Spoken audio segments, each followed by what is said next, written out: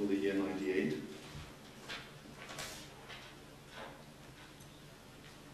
I'll be very brief because our lecturer today is going to be presenting himself, and who else can present oneself than the one concerned. I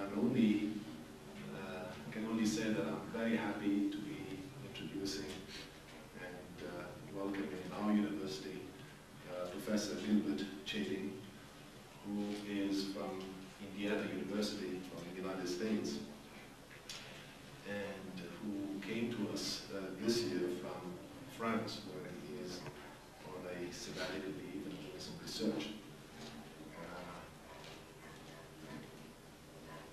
I will let him talk about the topic, so I'd like to contextualize it.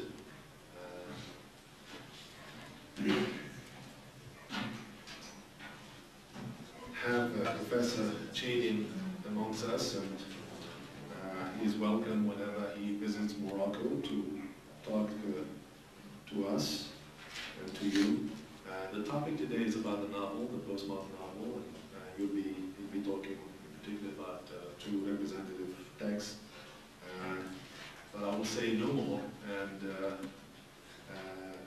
give the floor to Professor Chaitin to tell you who he is and why he is there. I remember you asked the previous lecturer, why are you here? You know, why this university among all, the other universities? That was the question. So you perhaps instead of waiting until you be asked this question,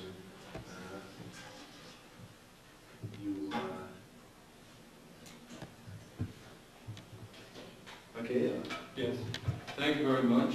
I'm not sure I'm going to answer the questions before they're put, but I will try to just say a word or two about my interests. I generally have published and also teach courses about the 19th century European novel, and especially the French novel. My other specialization is recent and contemporary theory and criticism, and I often teach courses on narrative, both theory and practice. Which evolved out of earlier courses on theory of the novel, but now, as we'll see today, and as perhaps you already know, although the novel is alive and well, there is, in many respects, the boundaries which used to divide novels from other kinds of narratives have been transgressed and broken. And in fact, that's one of the topics that I'll talk about today. So this, actually I have a lecture which would last much too long for the period allotted here. A lecture which is divided into three parts. The first part deals with certain aspects of the notion of a postmodern text, and especially narrative, but in relation to women's writing. And so the first question is what the two have to do with each other. And then the second part deals with the novel by the French author Marguerite Duras, who pronounces her name Duras and not Duras. The novel called The Lover, or L'Amant in French. And the latter part, the third part, has to do with also a fairly contemporary novel by a Chinese-American writer named Maxine Hong Kingston, and her novel is called The Woman Warrior.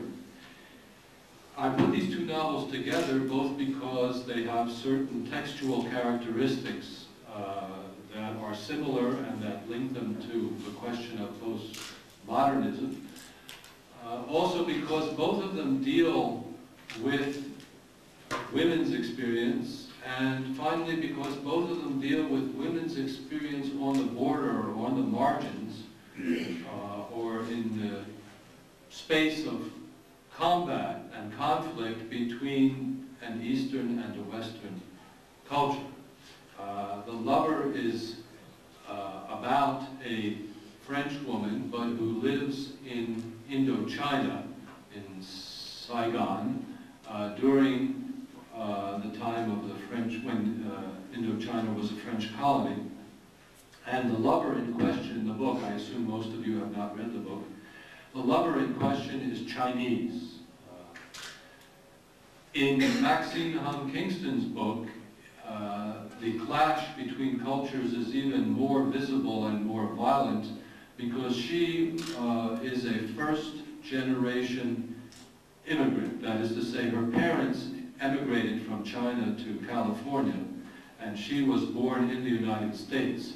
But she was raised in a family which held on to the Chinese village culture of her ancestors, and then had to confront the Western California culture in which she was living. And the book, both of these books have to do with the question of identity, as many, perhaps all postmodern works do.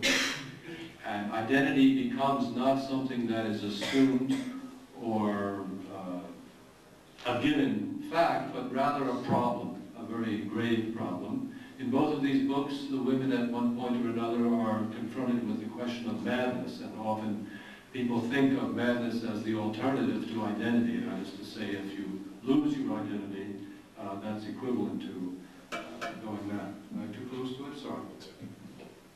So these are the general characteristics and the general questions with which I want to deal. There are many different notions of postmodernism and many different sorts of postmodernist texts. These ones are very close to high modernism, coming out of high modernism, and therefore perhaps a little more serious than other postmodern genres. There is perhaps one characteristic that dominates both these novels and that makes critics speak of them as being postmodern, and that is either the ignorance or the purposeful omission of, or the all-out attack on any kind of unity. As you probably know, certainly you know from having studied Aristotle, unity and multiplicity, or multiplicity and unity, is our ancient idea of the ideal in aesthetics. And of course, the very notion of identity is the notion of something unified, of the unity. When critics in the 1940s and 50s and even 60s, and before that, would praise a work, let's say a novel, they would say that, for instance, we can go back to the 19th century and think of the ideal of a Flaubert in France, or of a Henry James in America and England. The idea was that every part of the novel should work together with every part. Nothing should be superfluous. There shouldn't be anything excessive, anything that could be left out, and there should be everything that is needed within the novel. The whole thing, the characters, the plot, the images, everything is supposed to form one grand unified whole. Well, postmodernity is interested in undermining and subverting and attacking and removing and eliminating those unities because it sees those unities as being something harmful, pernicious. Unities are pasted on afterwards, after the fact, in order to hide what's really going on under the surface, which is a system of discontinuities, of disunities, of various fragments and pieces, which sometimes, unfortunately, are jammed together, and which should not be so. So there's a fundamental suspicion, distrust of unity, whether it be the unity of the self, or the unity of a nation, or of an ethnic group, or the unity of aesthetic unity of a text or of a novel. Let me start by reading, I hope not too rapidly, the beginning of this book, and then I'll move on and speak more extemporaneously. A crime has been committed. The police gather all the eyewitnesses together and ask them to describe the offender. As in a child's game of constructing faces, the police artist draws on a repertory of differently shaped and colored eyes, ears, noses, mouths, foreheads, cheeks, hair, beards, glasses, scars, and so on, which he then puts together, no doubt on the computer screen these days, to form a composite portrait of the perpetrator, as the ugly language of American law enforcement agencies now designates those who have committed infractions. Oh, the witnesses cry when the process is completed. That's him. It's the spitting image of the criminal. I recognize that face anywhere. The composite portrait, then, is formed out of disparate bits and pieces, which, when properly selected and juxtaposed, are supposed to fall into place and miraculously give rise to the very likeness of the person you are seeking. With this portrait in hand, the police are not long in finding the criminal's identity, and with luck, or lack of luck, the offender himself. Identity has, of course, always been a police matter, whether as a verbal description, a picture, a photo ID, passport, identity papers, social security number, fingerprints, DNA signature today, or even just one's proper name. Identification of individual persons is a process of classification, which necessarily violates individuality for the purposes of power, social control, and the threat of punishment. That is why so much of deconstructive and so-called post-structuralist thought has been devoted to exposing the secret violence and the false unity and autonomy of alleged identities. The nationalist and racist movements unleashed by the recent breakup of the Soviet Union and the Eastern Bloc countries, and the growth of neo-fascist movements in Germany, France, and the United States have reminded us in the most vivid manner of the dangers of group identification. But, like the prosecutor's psychology in the Brothers Karamazov, a novel which I hope you will read one day if you haven't already, identity is, as he calls it, a stick with two ends, or a knife with two blades. Just when we thought that we had sufficiently exposed the evils of the autonomous self-identical subject, whether individual or collective, oppressed races, classes, and ethnic groups have clamored for the right to preserve and assert their group identity in order to maintain their cultural individuality. And American feminists have discovered that the absence of identity is in fact a deprivation, an act of violence perpetrated on women by men, or at least by those who identify with the patriarchal system and culture, eager to deny women independent status and the power to act for themselves. Without identity, the argument goes, there is no agency. Without agency, no power to change the status quo. Now, in the literary sphere, in the past 20 years or so, many American critics have interpreted Roland Barthes' famous declaration of the death of the author, or Foucault's prediction that in future it would no longer matter who is speaking. They've interpreted that as nothing more than a continuation of the pronouncements of American and English new criticism, which railed against what it used to call the intentional fallacy, which was the assertion similar to that of romantic and positivist criticism, namely that the essential nature and function of a work is to be the expression of the author, and of the author's identity in particular. So the impersonality of the author, which writers like Flaubert or Henry James took as their ideal. Flaubert, for instance, in his dictum that the author should be like God, that is to say, present everywhere in his work, but visible nowhere, or which Mallarmé, the French poet of the end of the 19th century, symbolist poet, condensed in his phrase, the elocutionary, which means in the speech, the elocutionary disappearance of the poet. So the ideal then that the poet should disappear and should let the work speak for itself, the idea of kind of impersonality as an aesthetic ideal. Lately, these have been understood in a different way from the way they used to be. Mallarmé or Flaubert or Henry James thought that they were attacking narcissistic self-indulgence of the Romantics. They were attacking the stultifying cliches of everyday speech. They were making appeals to the intrinsic power of style and language. But nowadays, especially feminist critics, have taken these as simply attempts to preserve the integrity of the work from external encroachment, if not downright profanation, and to protect the sacred value, that is to say, the unity, completeness, and self-sufficiency, of the text itself, as people used to say. So there was a self, a self-identical self, a self-conscious autonomous self, but it wasn't that of the author, it became that of the text. Now, recent critics have detected in this exaltation of the textual self and the corresponding denigration of the self of the writer, what they call, and I'm quoting, a hidden but unmistakable ideology, and a hidden, perhaps unconscious agenda, the establishment of a literary canon that effectively excludes and silences all other alternative voices and visions.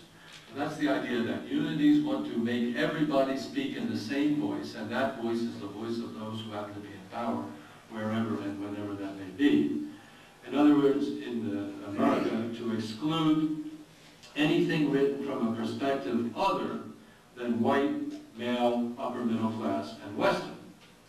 So the problem then becomes how to give the excluded a voice while avoiding the pitfalls customarily associated with the assertion of this unified or autonomous self.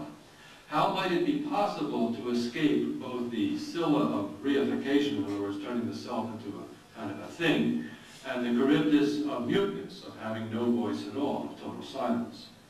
Since the 19th century, women writers have repeatedly been accused of being accused by men, of course, of being too autobiographical in their poetry and fiction, as well as in their allegedly excessive fondness for the autobiographical genre itself. Now, why not make of necessity a virtue? Feminist critics thus have begun to realize that this so-called indulgence in what is now often termed I writing, the letter I, in other words, the self, the moi, writing the self. This has long been a means in women's struggle to affirm themselves and to make themselves heard against the grain of the dominant male-oriented modes of expression, genres, and styles in the literary world. People use the term I writing nowadays because they want to avoid both the notion of autobiography and the notion of what used to be called a first-person novel. And the reason they want to avoid that has to do precisely with the two novels I'm interested in. Namely, that it's virtually impossible to tell whether these works are novels, that is to say fiction, or whether they're supposed to be true autobiographies. And in fact, one of them is called a novel by its author, the one by Maxine Kingston, but it won a prize for autobiography. And the other is not called a novel by its author, namely The Lover by Marguerite Duras, and it won the Goncourt Prize for fiction. So obviously the critics are as confused as you might be about this.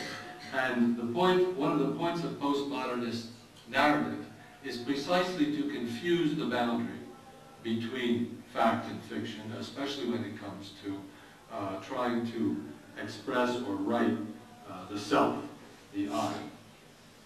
Since all the norms of language and literature are necessarily masculine in a patriarchal or phallocentric society, the only way a woman can assert herself, so goes the argument, is to transgress those norms in one way or another. And the first way is focusing on that self in autobiographical writing. But that in itself is not sufficient. The very representation of the feminine self must go against the masculine norms of the representation of identity. And so, feminist critics reject the notion of the unity and identity across time that male ideals of autobiography are meant to support.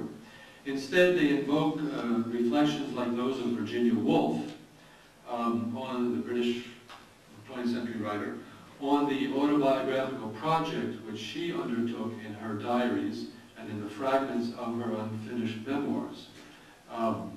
Autobiography, says a critic discussing Woolf, reveals gaps, holes, and not only gaps in time and space or between the individual and the social, but also a widening divergence between the manner and matter of its discourse. That is, autobiography reveals the impossibility of its own dream. What begins on the presumption of self-knowledge, that's the dream of autobiography. Why do you write an autobiography? Either to find out who you really are, or to tell others who you really are. So the dream is the dream of self-knowledge. But it ends, goes this critic, creation of a fiction that covers over the premises of its construction. Now, let me, since time is short, let me say a few words at least about the lover. I'm not sure I'll get to Maxine Kingston. As I mentioned before, the lover won the Prix Goncourt for fiction. And in fact, the English translation of the lover has, as below the title on the cover of the book, the word a novel. But what's curious is that in French, the word roman does not appear on the cover of the book. And that's significant because many other books by Marguerite Duras, by the same author, do carry the title or the subtitle roman. So therefore, it's significant. She somehow didn't think of it as being a novel, and in order to make a long story short, I will tell you why not. What happened was that this, Marguerite Duras has explained in interviews, she was looking through old albums of photographs of herself and her relatives and so on when she was a child. And she was looking at these photographs because she wanted to use them to remind herself, to jog her memory about her youth in Saigon, in Vietnam, in order to write an autobiography. In other words, the book began then as a fairly straightforward autobiographical project. But what's most curious about it is that when she began to write it, she decided that the photograph, the photograph around which, the image around which the book should be written, because this was the key image of her youth, was a photograph that was never taken. And so she talks about, and by the way, if you read this in English, you have to be careful because they use the word image in the English translation, and it sounds as though they're talking about a mental picture. But in fact, in French, of course, the word image is ambiguous and can mean a mental picture or a photograph. And it's very confusing, or very misleading, I think, in the English. Anyway, what she's saying is that there was one particular scene in her teenage years, which was the crux, the center of her childhood, but nobody knew that it was going to be that important when it occurred, and as a result, nobody took a photograph of it. So when she looked at all these real photographs, what she saw was the lack of the photograph that would have been most important. So in a way, the whole book is written around an absence, a gap, something that wasn't there instead of something that was there. Now, again, since I don't have much time to go into detail, let me say that the image or the photo that was missing is the one of herself as a young girl, as a 15-year-old girl. She lived, as I said, in Saigon in Indochina. And her mother at that time ran a school, which was several miles away, I forget, 10 or 20 miles away from the school that she attended when she was a young girl. So she was taking the bus back from her mother's school to her own school and had to cross the very, very wide river called the Mekong, which divides, or which is right near, I think it divides Saigon into different parts. And so she took a ferry boat. She was on the bus. So the whole bus was put on the ferry boat to cross this very wide river because there was no bridge. And while she was on the ferry boat standing, crossing the Mekong, there was a Chinese man in a limousine with a chauffeur, which was parked on the deck of the ferry.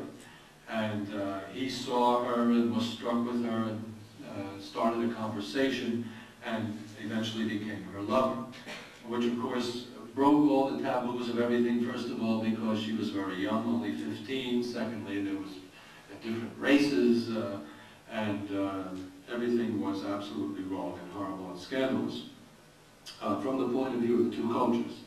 I won't have time to speak about the cultural clash, unfortunately, but perhaps if there are questions I can talk about that more. The next thing to note is from the point of view of the text, that's what I'm concentrating on, the structure of the text. So the first thing is that it's built around a picture that wasn't there, an image, a non-image image. The second thing is that there are two narrative innovations which are very striking in the lover. The one is that there is a confusion, or at least a very rapid alternation between the past tense and the present tense. And there's no apparent reason for that. In other words, it's not as though she says, well, now blah, blah, blah is happening, but 15 years ago it was different. It does not, the change in tenses from present tense I am to past tense I was, has nothing to do with the time at all. It's totally mystifying if you look at it from the point of view of a normal, not only a normal novel, but a normal autobiography or a normal narrative text of any kind. Now, the reason for this weird use of time, I claim, and that's part of the heart of the paper, had I had the time to read it, is that this is precisely what we do automatically, at least in English or French, when we look at pictures of ourselves from the past. If you look at a picture and say, oh yeah, you could say, I was 5 years old at the time. Or you could say, gee, I'm in Rabat in that picture. You can use the present or the past. Okay. And of course, but when you write a whole novel in this way, it creates a very peculiar sensation on the part of the reader. The other narrative innovation is that there is, again, an apparently unmotivated alternation between the first person, I, and the third person, she, or the girl. Now, I'm referring to when the narrator, let's call her Marguerite, when she's talking about herself. Sometimes she calls herself I, and sometimes she calls herself she, or the girl in the hat, or the girl in the furry, and so on. And again, there are all sorts of theories about that. I can tell you just two. One, which is, looks at things from a very moralistic point of view, says that Marguerite Dumas, the author, is in fact trying to hide, to cover up, to conceal things that she didn't want to reveal about her secret life, and that in fact this is a very deceitful and duplicitous novel and she's a bad lady. That's from critics who don't like her too much. And women critics, by the way, I might add, not men. The other theory, the other one that I'm going to quote anyway, is derives from the fact that most of the time when the third person, when she or the girl is used, most of the time this is used during the love scenes, and they're very torrid love scenes. By the way, there's a very sexually explicit movie of the lover, which begins, by the way, with the scene on the ferry boat that I talked about before. Anyway, these critics say, also women, say that the third person is used in the love scene in order to depersonalize it in a certain way, but not in order to conceal or destroy her identity, but rather in order to universalize, to make of her individual story a kind of myth of feminine desire and of feminine love affair.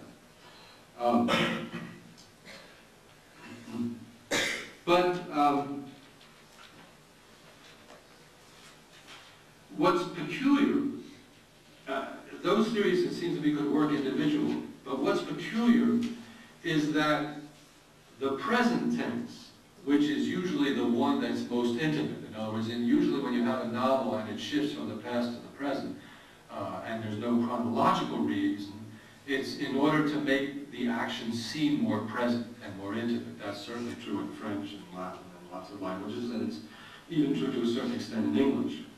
On the other hand, the third person, she, the girl, is the most distant, the least intimate, the least present. So you would think that ordinarily the first person, I, would go with the present tense, M. And you would think that the third person, she, or the girl, would go with the past tense, because of course the past is distant, right, in time, just as the third person is distant in emotional and perhaps spatial terms. But in fact, what happens in The Lover is that most often the present tense is coupled with the third person. She is, rather than I am or she was. So there's, if you try to explain everything in terms of intimacy and or presence versus distance,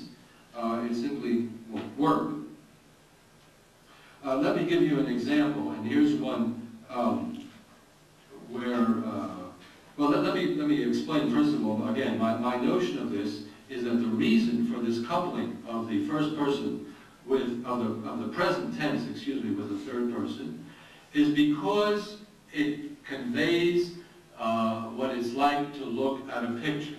Not only a picture of oneself, but also a picture of somebody else.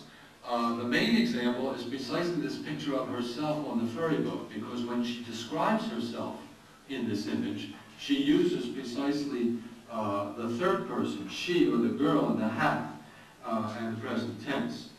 But here's a very short example I can quote rapidly. She's talking about a picture of her son who lives in California at the time she's writing the book. He, that is to say her son, is trying, present tense, to assume the warped image of a young drifter. So she uses the third person, but she uses the present. Now why is that? Because that's exactly the normal way of talking about a picture. You look at a picture and say, oh yeah, Bill is doing this or Bill is doing that. Because on the one hand, the scene that's pictured is far away in time and space. But on the other hand, the picture is right there in front of you. So this he, the third person plus the present, combines the idea that the scene in fact took place long ago or far away, but that the image I've got is right here in front of me. And my claim is that the whole book is built around that. But it's built around that. I think that what happened is that she started that way simply because she was using real pictures. But she ended that way, or she continued that way for another reason.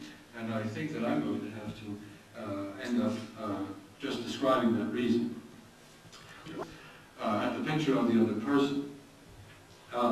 So that the describing, the expression looking at herself being watched describes Marguerite looking at photos of herself and then writing about that experience of looking at the photos of herself. In other words, she's watching herself.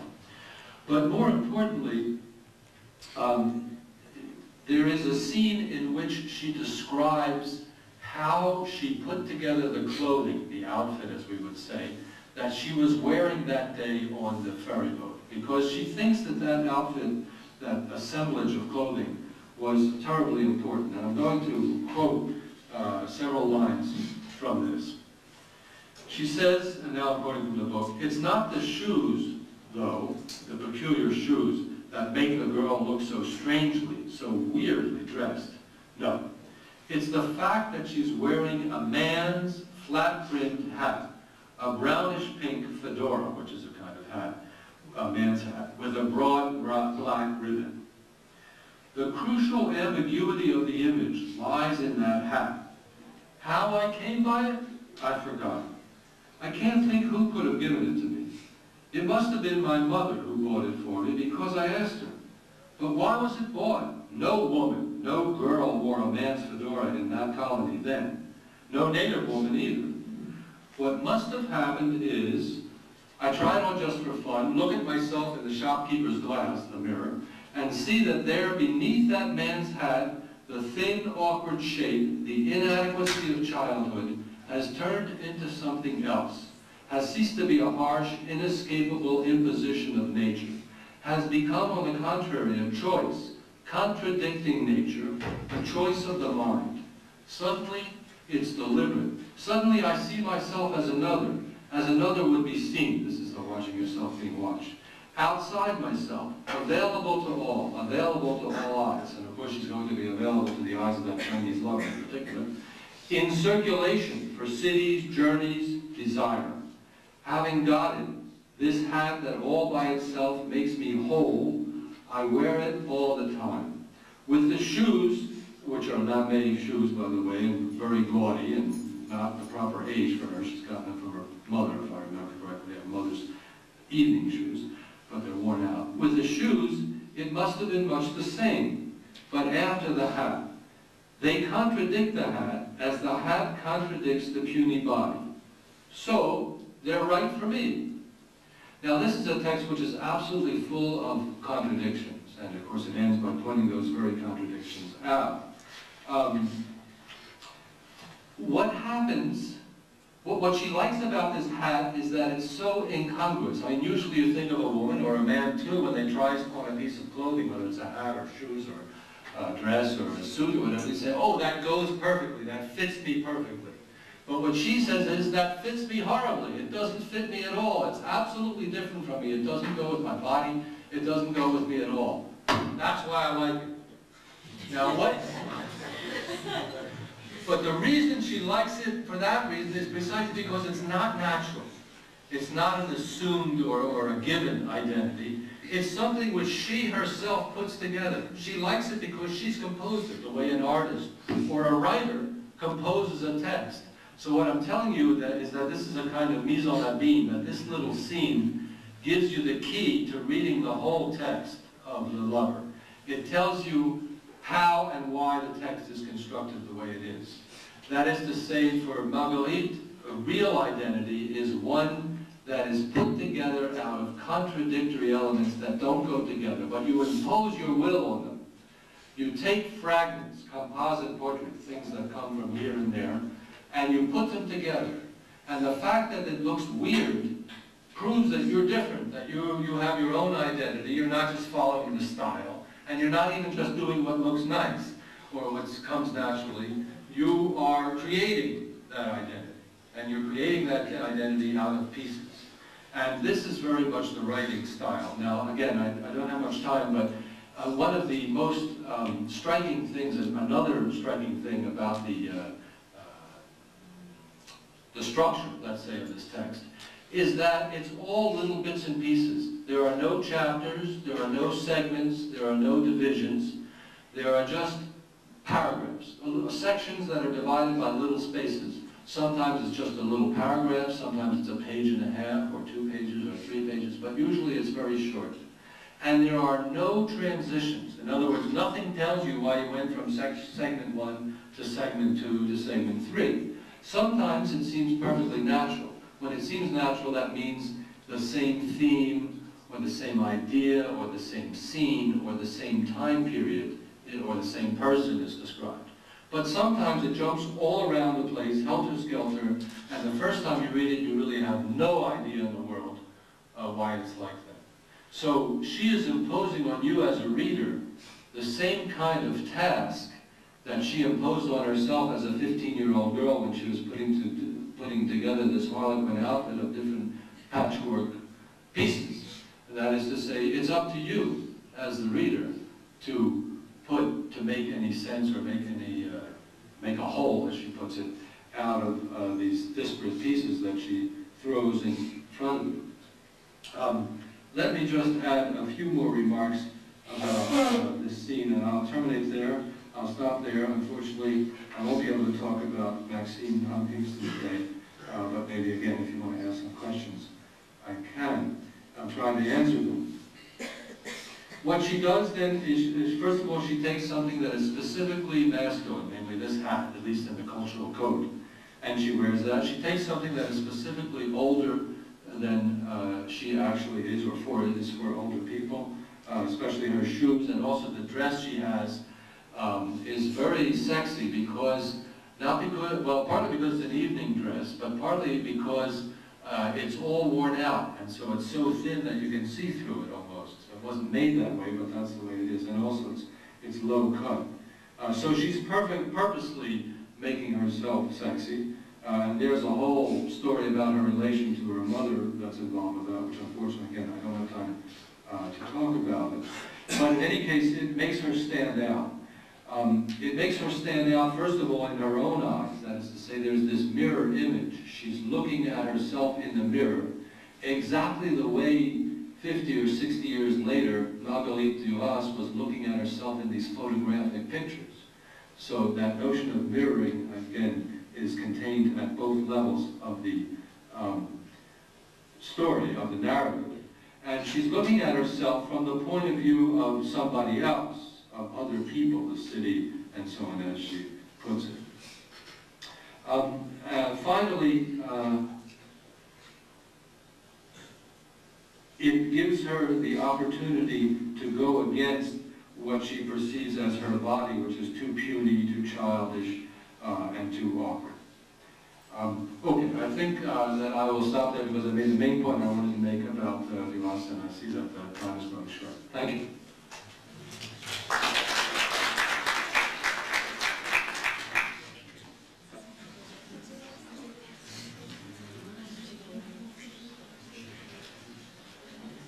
Naturally, of course, as is the custom,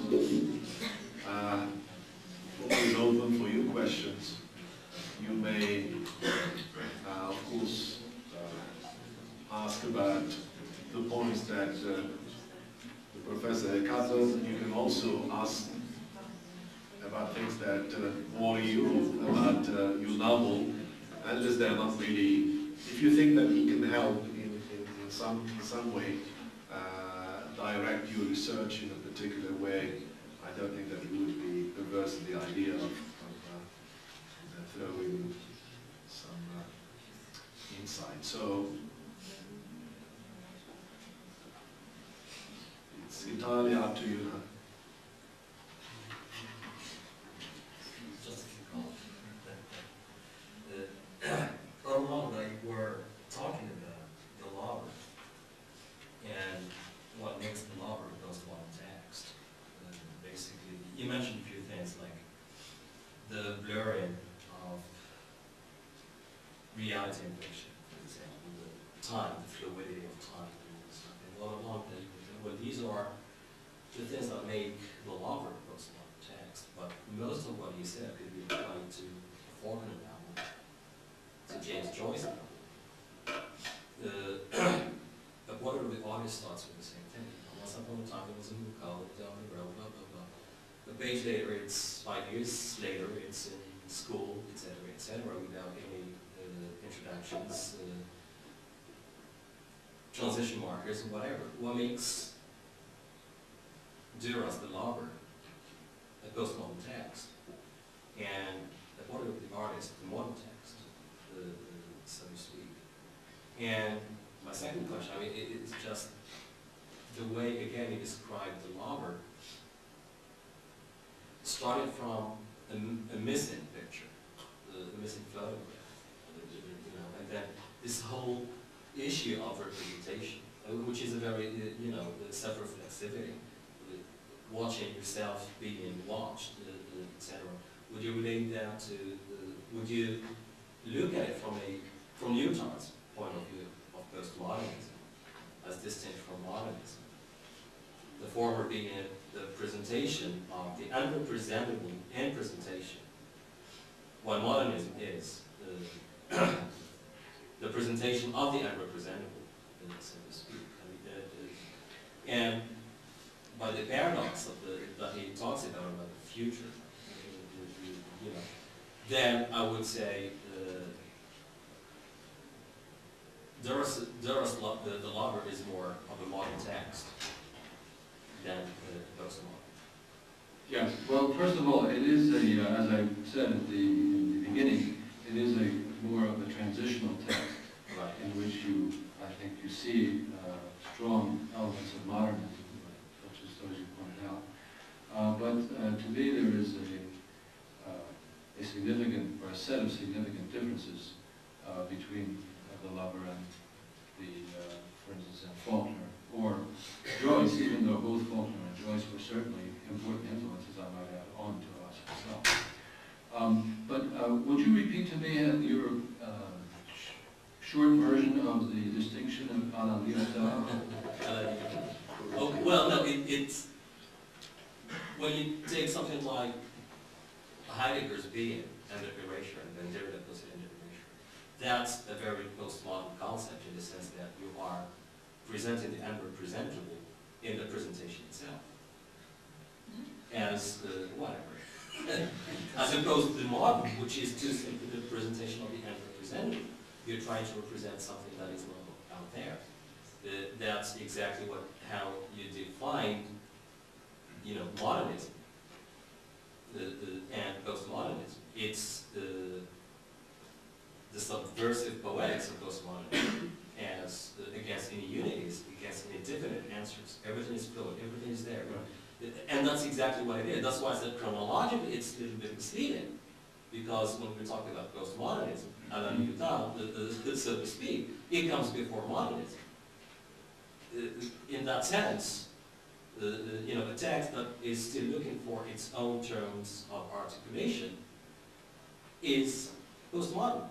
The 19th century novel could be postmodern in that sense, not following the chronology of the modern and the postmodern. But once it has set those rules, once it has said, well, this is what the modernist project consists of, then it's no longer postmodern, because it has set those limits. It has fixed the parameters of modernity, and that's what postmodernism is. Is again, that's what it subverts. That postmodernism, in a way, delimits modernism. In a way, in this sense, how would you say that, if at all, the lover, from this point of view, is the postmodern work? Well, first of all, I don't think that there is such a clear-cut distinction between the two as Lyotard makes out. I don't think that Lyotard believes that anymore either, by the way. But I do think that there's a point in talking about the difference between trying to represent the unrepresentable or trying to undermine representation. Right. But I think that both are going on. That's why I keep talking about it as a kind of transitional text. Both are going on in The Lover, and both are going on in a different way in Woman Warrior. That's why perhaps this was a little bit too complex, but that's why I prefaced it by saying that on the one hand you had the notion of deconstructing identities in general, and then on the other hand you had the feminist objection to that this was in a way, in the more contemporary scene, more harmful than the identities that you were deconstructing in the first place. In other words, it's a kind of dialectic, and I think that that dialectic is at work in The Lover. That it isn't purely, from the abstract point of view, purely a modern or a postmodern text. What I was trying to emphasize, it's true, I mean, some of the characteristics that I discussed, at least however briefly, were those of modernist texts, for instance, scrambling chronology. But I think that what Duras does is also different from what Faulkner or Joyce do, I mean, in several different ways. But for one thing, the reason I started out talking about the photographs in a tense was to show that the basic purpose wasn't just to scramble chronology or to undo. I mean, modernist texts are undoing the canons of realist texts. Okay? And since the basic canon of realist text is mimetic representation, therefore they're going to undo mimetic representation. But I don't think that that's the main point. That's a kind of starting point. Undoing mimetic representation is a starting point for Duras in this novel. But she's interested in, so that you do have scrambling of chronology, for instance. And, but what she does with plot is very different. Instead of scrambling the plot, she makes it too obvious. In other words, that's something that's in the talk that I didn't get to say, but what she does is she says, okay, this is a story by the title. This is a story about this love affair. And then the very first time she meets them and goes with this man, she says, of course there was no future, and in 2 years we would have to part, and that would be the end of it. So she purposely undoes, not only does she undo the plot interest as representation, but she simply, first she posits the plot, and then she says, well, we don't care about that anyway. Right. Now that's much more postmodern than modernist. Okay? And instead of saying I'm going to represent the unrepresentable, she says I'm going to start out from nothingness and just plop something on top of it, so to speak. In other words, I'm not going to try to represent anything. I don't care because I'm not. In other words, it's a fundamentally non-mimetic model that she's starting out with. She doesn't have to undo realism because it's already been undone, you know, for many years. So it's indifferent to her. What she wants to do is say, okay, once we've undone the canons of realist or mimetic unities, then what? Do we just sit there? And what I'm saying is the feminists say no, then we have to construct something new because otherwise we make ourselves even more subject to patriarchal norms than we were before. And I'd like to keep it in that context rather than worrying, you know, about a kind of abstract definition or distinction between the two. Right. Well, no, I mean, you're totally right. When you were talking about the photograph, and postmodernism, and photography is one of the most potent forms of realism, mimetic, theory, so to speak. And I was saying, well, at least the lover would go into that direction, that would undermine what we have traditionally believed in as authentic or more authentic than what is mere representation, and then subvert that hierarchical relationship the same way a Spiegelman in Mouse does it, or Doctorow in Ragtime does it, of the prisoners in the German camps, and then I'm going to take a picture in it, and then I'm going to make everybody believe that I was one of the prisoners. And that's the representation being undermined. That's my, my mimetic theory, as you said, has been already being, marked, so to speak, in this, undermining of relationship. The same way Doctorow, for example, in Ragtime, and that's why I say Spiegelman is a very postmodern text. Ragtime is a very postmodern text, for exactly the same reason, that Doctorow has represented the unrepresentable. I mean, when Jameson attacks Doctorow, well, you put in oil and water, and those things don't mix. You don't put an intertextual character with a real character, Houdini, with, Dada, a totally imaginary character. What are you going to get? What are you going to get? A very postmodern text. You're going to get the blurring, of reality and fiction. You're going to get your postmodernism. And that's exactly what Doctorow said. I mean, that's the direction. When he was asked, well, I don't care. Related to what you said about Barthes and Foucault and what happened in, 1968 and the aftermath of that, and everybody lost, faith in the human. I mean, all the way down from the transcendent ego of whoever up to this, dividing of the self, the postmodern concept. And what Doctorow said, well, who cares? There is no longer any difference between history and narrative and fiction. There's only narrative, and in that sense, I understand, postmodernism. And that was what I thought you would argue about the lover, is that this image that Margaret Doras gives about what would have happened is just as authentic as if it really happened. Yes, one of the interesting things about those footage shows is that ultimately she doesn't really care what really, quote-unquote, happened. What she's showing us there, again, in the kind of mise en abîme, is how the whole thing is put together by perhaps suppositions, which might be, this is her way, instead of introducing, Roger Rabbit into the real world or something, this is her way of discarding the canon of mimetic representation. By saying that writing, but she's interested in doing something a little different from just, I say just because maybe now it has become repeated over and over again. Reality and fiction, all right, so they're confused. I mean, Don Quixote was doing that, or Cervantes was doing that a long time ago. Of course, without the benefit of the medium. But she's not so much interested in undoing the distinction between reality and fiction as she's interested in doing something, which is taking these pieces, whether they're textual pieces that come from something else, as is true especially in The Woman Warrior, or they're the picture, and putting them back together in some other way that they weren't before, that couldn't possibly be representation, that doesn't refer back to anything. But the fact that it doesn't refer back to anything is irrelevant to her. She does have a project. Right. Yeah. And that, I think, is a difference from the postmodern texts that you're talking about, which don't have a project. Yeah.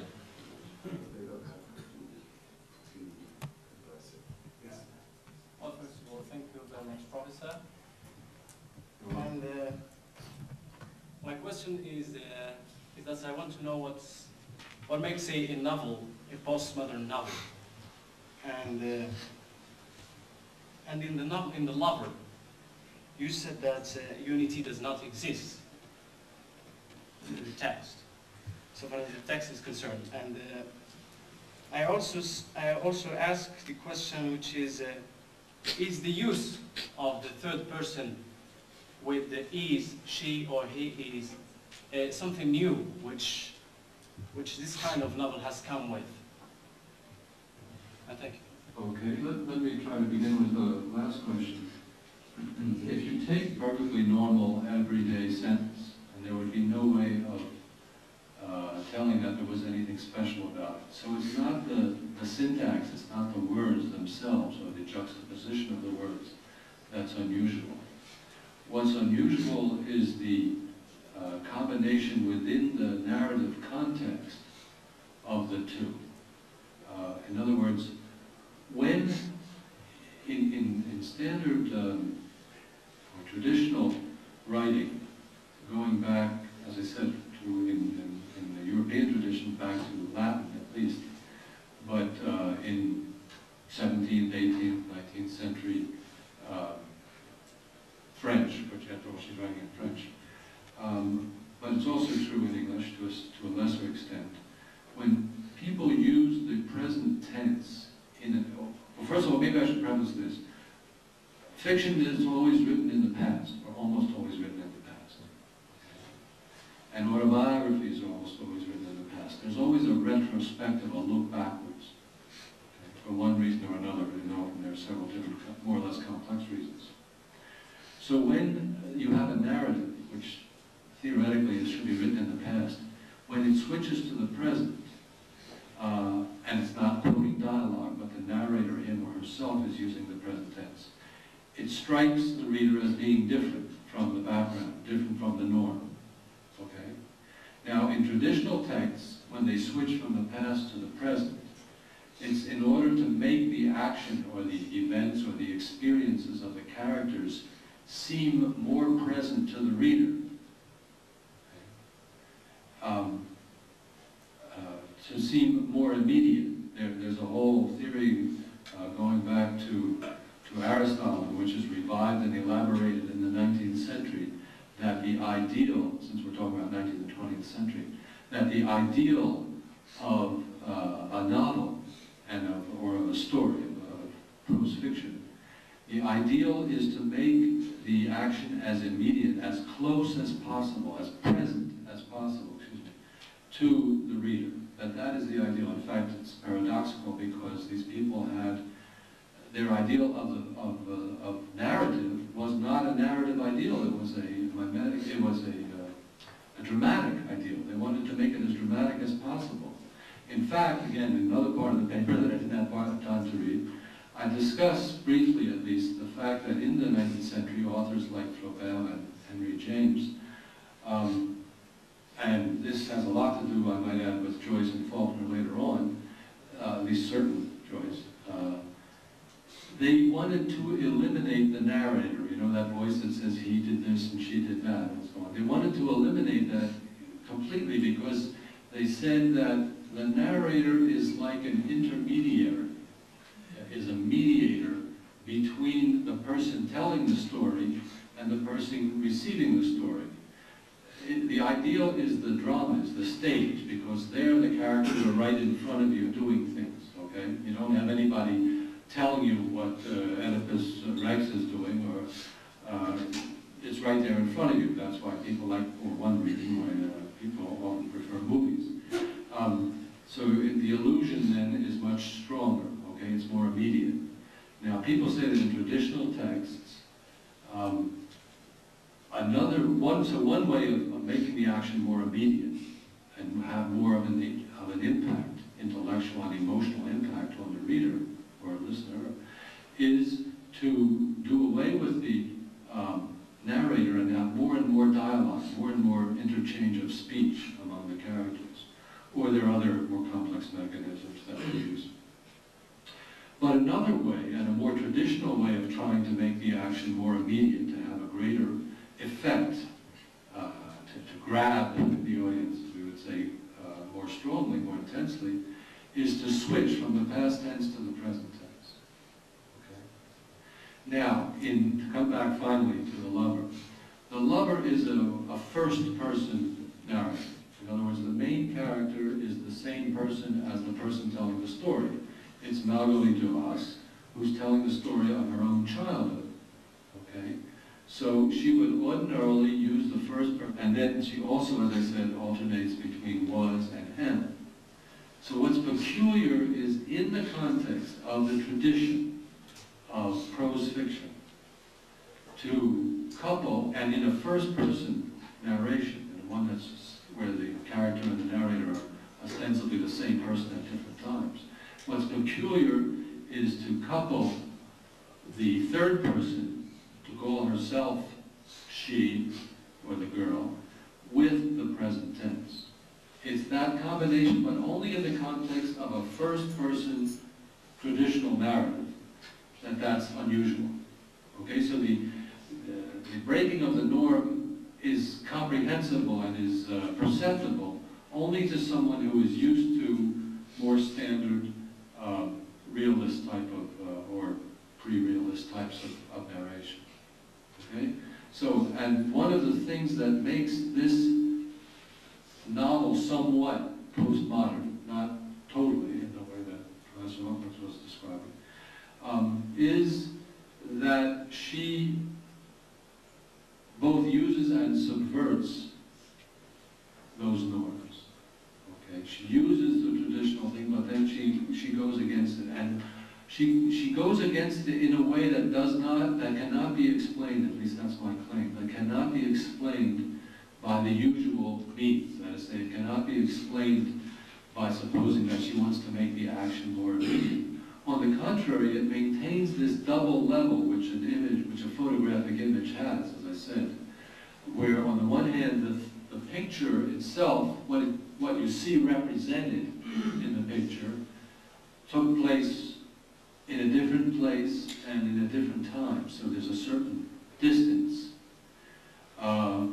Whereas the image itself, the picture, the physical picture that's in front of you, the piece of photographic film, is right there in front of you right now.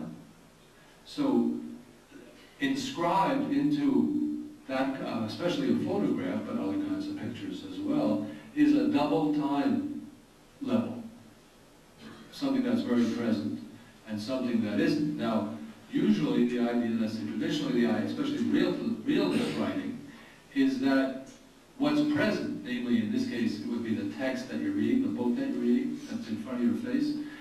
You're not interested in this thing. The paper and the little marks on the paper, that is not what you're interested in. You're interested in looking through this into events, a story, right? You want to get to the story. Well, that's the same thing with the image, right? You're not interested in this piece of film unless maybe you're a photographer, just as you're not interested in the book unless maybe you're a printer or a writer.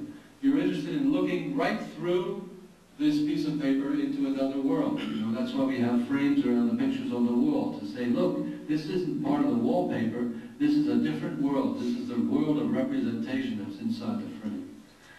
But what Dumas does is both maintain those two levels and yet say, look, I don't really give a hoot, I don't care at all about, I'm not interested in putting a frame around it and looking through to see the image that's inside there.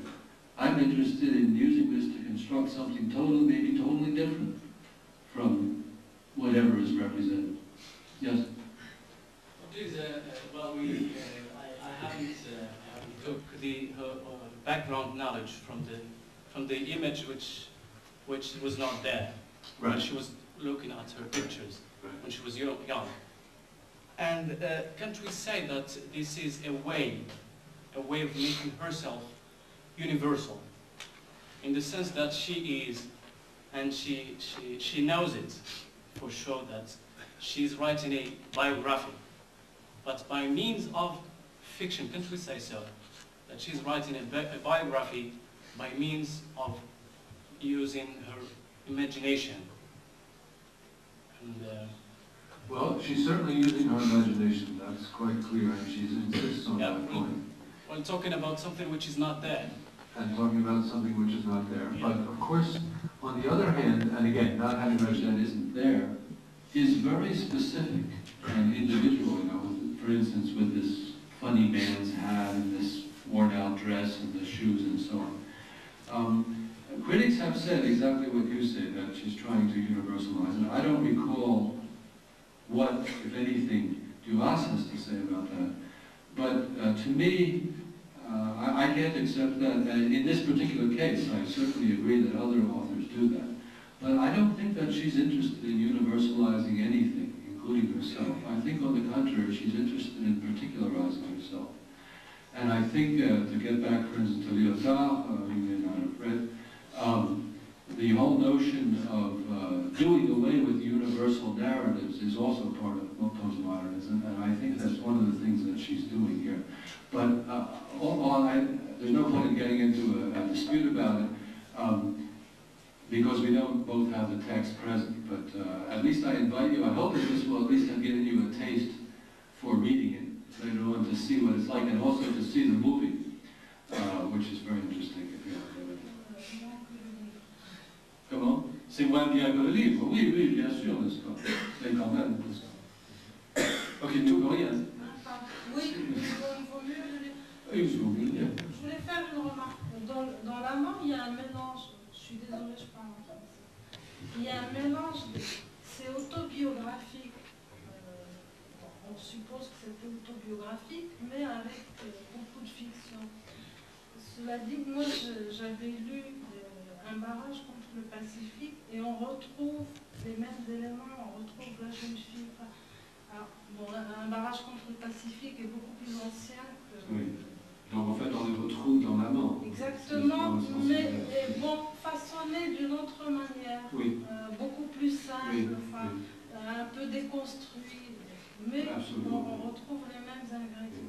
Enfin, oui, mais justement, n'est-ce pas, si on avait le temps, d'abord on pourrait parler, n'est-ce pas, parce qu'il y a certains personnages, certaines parties, certains éléments qui se retrouvent de roman en roman, non seulement dans ces deux-là. Mais ce qui est encore plus intéressant, c'est que dans l'amant, elle mentionne, du moins indirectement, justement le barrage contre le Pacifique. Et elle dit que quand elle avait, le barrage contre le Pacifique, c'est un autre roman de Marguerite Duras qu'elle a écrit bien avant, n'est-ce pas, l'amant, une quinzaine d'années, plus tôt peut-être. Mais dans l'amant, donc le roman postérieur, elle explique que dans le premier roman, dans le barrage contre le Pacifique, elle n'a pas osé révéler certaines choses parce que son frère aîné et sa mère étaient toujours vivants à cette époque-là. Et elle ne voulait pas les gêner, les embarrasser, n'est-ce pas? Et ce sont des choses, elle dit des choses horribles à propos de sa famille, il faut bien le dire, n'est-ce pas? Et elle ne voulait pas les insulter en public. En ce qui concerne sa mère, elle dit beaucoup de bien aussi. D'ailleurs, il y a tout un thème, enfin, une série de liens entre elle et sa mère qui sont essentiels au roman et qui font partie de l'aspect postmoderne, à mon sens, et que j'ai dû taire parce que je n'ai pas eu le temps. Mais de toute façon, donc, elle énonce dès le début que ce livre, elle n'appelle pas un roman, ce livre est une réécriture du barrage contre le Pacifique. Elle dit, voilà ce que je fais, je réécris ma vie. Et justement, on retrouve les mêmes éléments, mais ils ne sont pas pareils, ils ne sont plus pareils, ça a changé parce qu'elle les arrange de façon différente, elle trouve des sens différents, elle rajoute d'autres éléments, et on ne sait jamais s'ils sont de véritables ou pas. Donc, effectivement, c'est très intéressant. Alors oui, puisque je vous donne des devoirs, pourquoi pas lire le barrage contre le Pacifique d'abord, et ensuite l'amant. Mais l'amant, c'est plus beau quand même. Non, il faut lire l'amant avant. L'amant avant. Oui, c'est plus pervers comme ça. Ça donne envie de lire Duras. Oui. Yeah, one more. I have two questions. Could you differentiate between the elements, the techniques that are used in writing a novel, autobiography, and diary? I'm sorry, diary? Diary, yeah. That is to say, what are the difference between these three literary genres? My second question, how can we distinguish between a modern text, a traditional text, a modern text, a post-modern text? If we don't know who is the writer of this text, we don't know. I'm very much opposed to what he calls big think, which means trying to give to be an Aristotle or a Plato and trying to give an absolutely general definition of a literary genre or life in general or whatever. So I will tell you that for various philosophical as well as personal reasons, I do not believe that anybody can ever answer your question, because I think it's logically inconsistent to try to give an answer to that question. But in order to explain why I feel that would be a long story, so let me just take the more pragmatic road and at least say a few words. What comes to my mind immediately, other than the philosophical objection, is, well, no, let me add a point. I don't think that the words are useless. I think they're very useful. But I think they're only useful in a particular context, which may be a very long span of time or a very short one. But what I mean is that at different times in history and in different traditions, the sense and the force of these, and the elements, the characteristics of these different genres have changed. That's one of the reasons why you can't just have one general definition for each.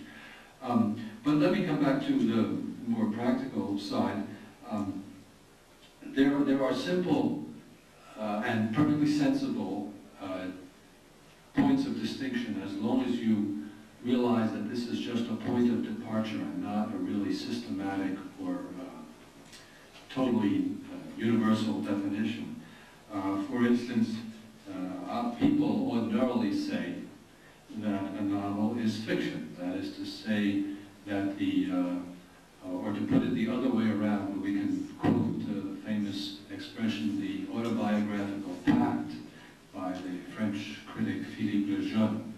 That is to say, when you read something that gives itself out as an autobiography, when you read a book that says autobiography on it, the author is making a kind of contract with you and is promising you that he or she is telling you the truth about their life, at least to the best of their ability. When you read something that says novel on the cover, or roman, then the author is making a kind of contract or pact with you, which says that he or she, the author, is purposely not telling you the truth about anything, except maybe in some higher sense, but is inventing or creating characters, episodes, so both being prose narratives. Otherwise, a narrative, of course, you didn't ask about a narrative, but that's okay, I'll throw it in for free. A narrative, presumably, is a text which, in which there is a causal and temporal sequence of events. Pardon me? The king died. The king died, right. And then the queen died after. Right. Well, the one I like, which comes from linguistics, is the baby fell out of the pen, the baby cried. But in any case, you have events that occur, and you presume that there is some kind of a causal relation. In other words, one produced the other. So you have a temporal order and a causal order, and you have at least some agent, whether it be a person or an animal or something like that. A diary, on the other hand, is totally different, supposedly, because in the diary, one writes at the very moment. Perhaps I should say that, or I already did say that, novels and autobiographies traditionally are always written in the past, in the preterite tense, as though one were looking back on something, even if it's fiction. Whereas diaries are supposedly written at the very time. In other words, one goes home at night and before going to bed writes one's diary, or if something unusual happens, you run home and unlock your little thing, especially if you're a youngster, and you write in your diary. Now, of course, we all know that there are diary novels. For instance, one of the most striking things about the novel by Camus called The Stranger, L'Étranger, is that it begins and it sounds exactly like a diary. Of course, the diary somehow disappears in the middle and no one knows exactly why and how, but that's another thing. But in any case, the point is that you can write, you can insert fictional or novelistic parts into an autobiography to illustrate a point or for one reason or another. You can write novels that are written as though they were autobiographies, or you can write novels that are like diaries, or you can insert stories into all the diaries. It's possible to So what's interesting is first that when you have these very general notions, then when you study a specific period, you know, like let's say you're studying Victorian England, to see what they thought a novel or a diary or an autobiography should be or is, and then to see how they used or abused the standards, the éléments, the norms of those genres. Because what they thought about it, and certainly what, for instance, what Dickens thought about an autobiography is not the same, or even an autobiographical novel like David Copperfield, is not the same as what Marguerite Duras thought about. But to end this, and I'm not going to talk about the postmodern stuff again because there's no time, to end this little diatribe, the main point I was trying to make about Duras, and which I would have also made about Kingston, in this regard, in this respect, is that they not only want to undo the limit, to do away with, to remove the limit, the distinction between real and fiction, they want to go beyond it. In other words, they want to do something that they think, now that we've done away with that, we can do something that's more significant and more important. And it's especially more important for women, because men find their identity in a patriarchal culture more easily. They don't have to worry about undoing it and then reconstructing it. That was another point that I didn't have a chance to really make in the lecture, so I welcome the opportunity. Okay, one lady over there, yes? No, you already asked. Reveal a gap between individual and society, which means the impossibility of dream. So would you please clarify this idea? Would you say The impossibility of dream? Dreaming. Dream as ideal. Dreaming. D-R-E-A. Yes, I use that expression. So would you clarify this point? Well, I didn't, but I can't remember exactly which ideal I was referring to. Of self-knowledge. Of self-knowledge. Oh, yes, thank you. Okay. Yes, most autobiographies, at least in the European tradition, have as their explicit or implicit, as their open or hidden goal, at least one of their main goals, to arrive at an understanding of themselves. The idea of writing about one's past is to look back at that past and to think now. The assumption is, let me start again. The assumption is that we are the result of our past, perhaps even our ancestors' past, our families' past, and then our own experiences. That all of those have come together to form our self. So autobiography is a look backwards, that's why it uses the past tense. It's a look backwards at our own past in order to arrive at an understanding of who and what we are and how we came to be what we are. So it's an attempt to reach a knowledge of one's own identity. And the goal is to find out, in a quote that I didn't read because I was trying to go faster, in a quote that I didn't read, the goal is to find out what remains the same. The idea is that if there's a self that has unity to it, something must have remained the same in me in order for me to be the same person as I was when I was 5 years old and not be somebody different. This, of course, goes back to the ancients' ideal and also a modern, but not postmodern, ideal of truth. Again, I think that you've studied some Aristotle, you know that the idea amongst the ancient Greeks was that anything that changes all the time cannot really be known, because as soon as you find something out about it, it changes. This is a little bit what was going on in my response to the previous question. That the only true knowledge is of things that remain stable or even eternal or permanent. Okay? Now, if you apply that to the knowledge of yourself, you get the idea that there must be something that's the same in you. Of course, often it's hard to figure out because you know that, like physically, all the molecules that make up your body have been changed thousands of times since you were born. And of course, you don't look the same as you were when you were 2 or 5 or 8 or whatever. You're not the same size, and you don't have the same ideas, and it's very difficult when you think about it to think what makes you be you, and what is the continuity between you when you were 2 and 5 and 8 and 12 and 15 and so on and so forth until whenever it is that you're writing the autobiography. So the ideal was, modeled on this ancient ideal, which is also a modern one, of truth and knowledge, that what is changeable is basically unknowable and also not very interesting because it doesn't last very long, whereas what is permanent is what is important. It's the underlying truth and the real you. So the idea is to get at the real you that's under the surface by looking at yourself across time. Now that's just the ideal that Marguerite Duras and that Maxine Kingston are undermining, are subverting, are saying not only is not really possible, but is also downright harmful. Because when you do it, there are only a certain number of models of this unity that exist in any culture. And since our cultures, not only in Europe and America, but also certainly in Arab countries as well, our cultures are patriarchal, most of those, the identities that are available for women are very few and far between and usually involve subordination and usually involve the way women are thought of by men rather than the way women experience their own lives. Okay? So this is how the one way in which the feminine and the postmodern come together.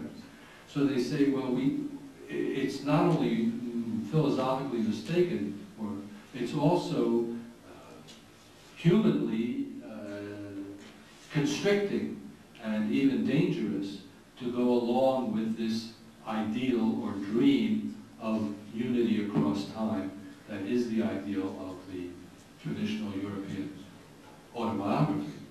So what they want to do is to create a new kind of autobiography, and one which is neither fiction nor non-fiction, and that's why the people who hand out prizes don't know, can't decide what to do, and seem to choose always the wrong side.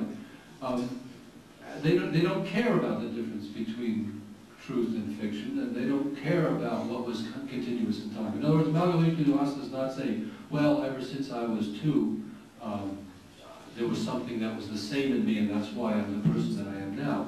On the contrary, she says literally and explicitly, when I turned 18, all of a sudden I looked really old. And everybody said to me, what happened to me? You look so old and haggard. And then she says, there's only one image in which I recognize myself. In other words, where I see myself the way I really was. And that image is precisely the image that she constructs by putting that funny hat and making that funny outfit.